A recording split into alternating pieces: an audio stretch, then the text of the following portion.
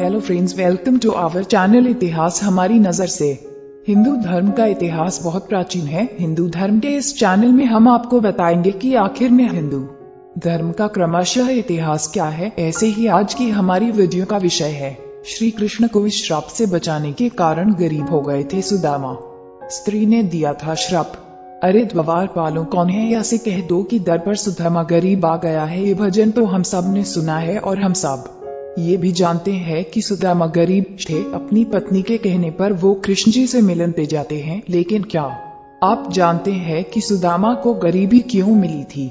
चलिए आज हम आपको इसके पीछे छुपी कहानी के बारे में बताते हैं। आज के भौतिक समय में एक इंसान तभी अमीर कहलाता है जब उसके पास दौलत होती है, लेकिन पहले आध्यात्मिक समय में दुनिया इस बात को नहीं मानती थी। उस समय तो प्रेम, दया, करुणा आदि कमाने वाले व्यक्ति ही अमीर कहलाता था। पौराणिक कथाओं में ऐसा ही एक प्रसंग है। श्री कृष्ण और सुदामा की मित्रता था, जिनकी घनिष्ठ मित्रता ने संसार को एक नई परिभाषा दी।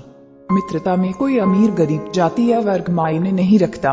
एक ब्राह्मण स्त्री थी जो भगवान वासुदेव की भक्त थी। वो अपनी कुटिया में अकेले ही रहती थी। वो बहुत ही गरीब इसलिए भिक्षा मांगकर जीवन यापन करती थी। एक बार उसे 5 दिन तक खाने को कुछ नहीं मिला। उसने पानी पीकर और भजन गाकर अपनी भूख शांत की। फिर छठे दिन उसे 2 मुट्ठी चने मिले। उसने सोचा कि सुबह प्रभु वासुदेव को भोग लगाकर उन चनों को खाएगी, और यही सोचकर वो चनों को एक पोटली में बांधकर सो गई थी। उस रात चोर उस कुटिया में घुसे। चोरों को पोटली दिखी और उन्होंने सोचा कि पोटली में चांदी के सिक्के अथवा कोई मूल्यवान धातु होगी। ये सोचकर वो वहां से पोटली लेकर भाग गए। चोर घबरा गए और भागते भागते संदीपन ऋषि के आश्रम में पहुंचे। उनकी आहट सुनकर ऋषि की पत्नी जागी। उनकी पत्नी की आवाज सुनकर चोर घबराकर पोटली छोड़ भाग गए। सुबह उठकर जब संदीपन ऋषि की पत्नी ने पोटली को खोला तो देखा कि उसमें चने थे। गुरुमाता ने वो पोटली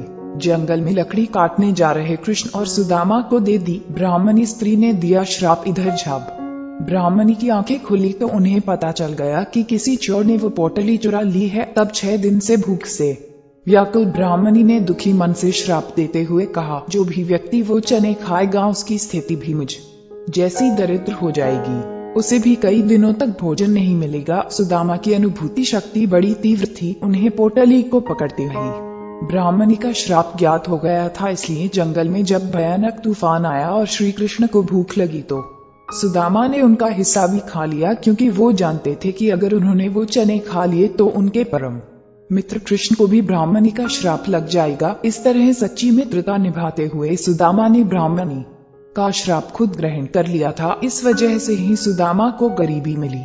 हम उम्मीद करते हैं कि आपको इस चैनल के माध्यम से रोचक जानकारियां दे सके। आप अपने सुझाव हमें कमेंट में भेजिए, और अगर आप किसी कहानी या तथ्य के बारे में जानकारी चाहते हैं तो वो भी हमें कमेंट बॉक्स में भेजिए, और हमारे चैनल को सब्सक्राइब करें। धन्यवाद।